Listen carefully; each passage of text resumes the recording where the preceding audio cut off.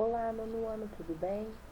Hoje a gente vai fazer a página 26 e 27 do Pense um pouco mais do capítulo de Física de Calor da apostila 3. Então, exercício 1, a letra D, dá pra gente entender sobre essa parte. Ele traz assim: ao correr até a academia, que tipo de transformação de energia ocorre no corpo da pessoa? Bom, então ela gasta a energia química dos alimentos, né? Toda a nossa energia, toda a energia que o nosso corpo usa, vem da energia química dos alimentos. Então ela transforma, né? O corpo transforma a energia química dos alimentos em energia cinética, que é a de velocidade, né? De movimento, e energia térmica, que aí a pessoa se esquenta, né? Por isso que ela transpira, tá bom? Que transformação de energia houve depois que a pessoa deu impulso no trampolim e a partir do ponto mais alto mergulhou na piscina? Bom, se ela está lá em cima, ela tem a energia potencial gravitacional, né? Então, na altura ela tem a energia potencial gravitacional, certo? E aí, quando ela pula e começa a cair, ela vai trocando a energia potencial gravitacional por energia cinética, tá? Então, à medida que ela vai caindo, ela vai diminuindo a altura dela e vai transformando essa energia potencial em energia cinética. Exercício número 2. Dentro de uma caixa de isopor com um pouco de água gelada a 10 graus Celsius, foi colocado um pequeno copo com água quente a 70, então tinha 10 e depois a 70. A caixa foi fechada. Suponha que a troca de calor entre o interior da caixa e o ambiente não foi significativa. O gráfico ao lado mostra o que ocorreu com a temperatura da água gelada e com a temperatura da água quente. Explique o que aconteceu. Bom, a água gelada, ela esquentou um pouco e a água quente, ela esfriou, né? Porque elas entraram em equilíbrio, certo? Então, a água quente esfriou até 30, a mesma temperatura foi atingida pela água gelada. Isso significa que a energia na forma de calor, essa daqui que estava mais quente, ela transferiu calor para a água gelada, né? Até que fosse atingido o equilíbrio, tá bom?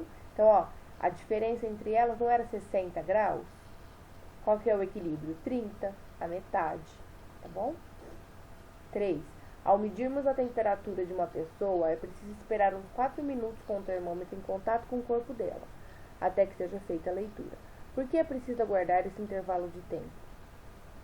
Para que o termômetro atinja o equilíbrio térmico com o corpo da pessoa, né? O que tem dentro do termômetro? Tem mercúrio líquido, que é um metal, né? Então, até ele entrar em equilíbrio térmico com a nossa temperatura, tem que esperar um tempo, tá bom?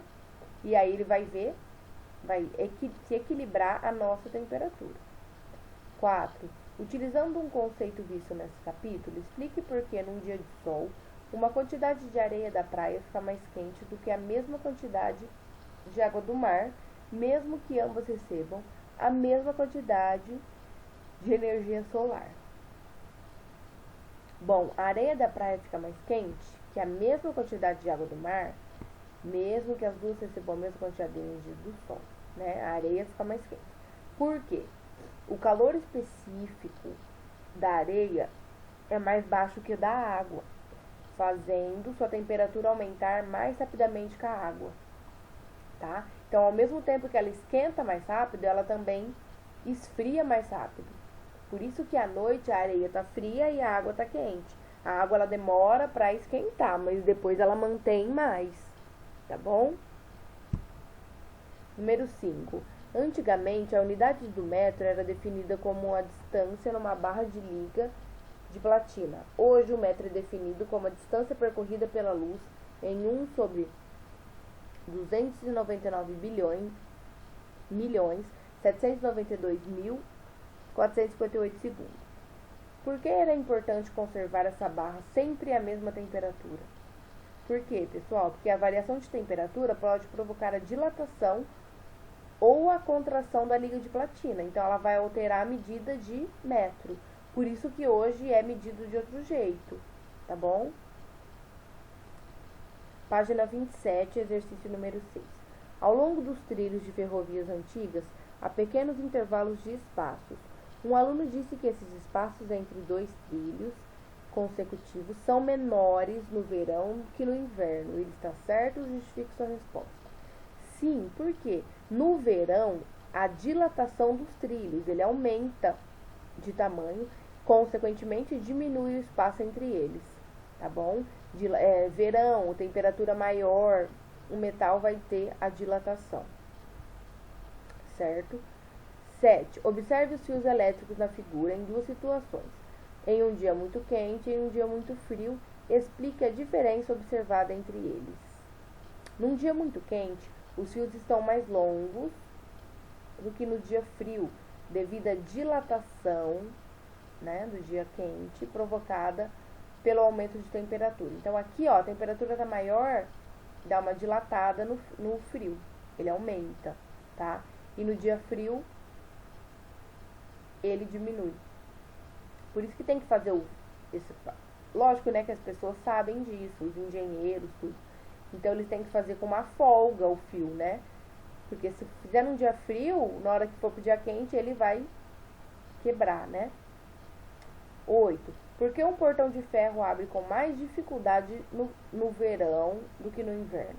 Porque no verão há uma dilatação do portão que torna mais difícil abri-lo. 9.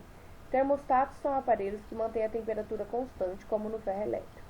Eles são formados por uma lâmina de dois materiais diferentes colados um ao outro, são chamados de lâminas bimetálicas. Observe na figura a seguir que, quando aquecida, a lâmina se curva. Na situação prevista na regulagem, essa curvatura é suficiente para desligar uma chave e interromper a passagem de corrente elétrica desligando o aparelho. Com isso, a lâmina esfria e volta à posição inicial, fechando o circuito e ligando novamente o aparelho. Explique por que a lâmina se curva quando aquecida. Por quê, gente? A curva acontece porque o zinco, que é esse aqui, o preto, né, se dilata mais que o aço, né? Que ele tem um coeficiente de dilatação maior. Então, ele vai entortar, tá? Então, o zinco vai entortar e vai fazer o aparelho parar, né? Que bom, né? Para não esquentar muito. 10. Por que um copo de vidro pode rachar quando recebe água muito quente? Porque a superfície interna do copo, que é onde você põe a água, né, se aquece, se dilata antes da superfície externa. Então, se for uma água muito quente, de vidro, né, pode acontecer isso. E também se você tirar um vidro muito quente do fogo e colocar numa coisa muito gelada, né, a superfície que você colocou em contato vai esfriar muito rápido e a de dentro não, né? Então, ele não suporta essa diferença aí. 11. Um estudante disse que, quando se encosta a mão no gelo, o frio do gelo passa para a mão. Analise a afirmação desse estudante. Não, tá errado, né? O frio do gelo não passa para a mão. A energia na forma de calor da mão que passa para o gelo. 12. Muitos instrumentos e ferramentas que funcionam em alta velocidade, como a broca do dentista ou certa serra elétrica, recebem jatos de água durante o seu funcionamento.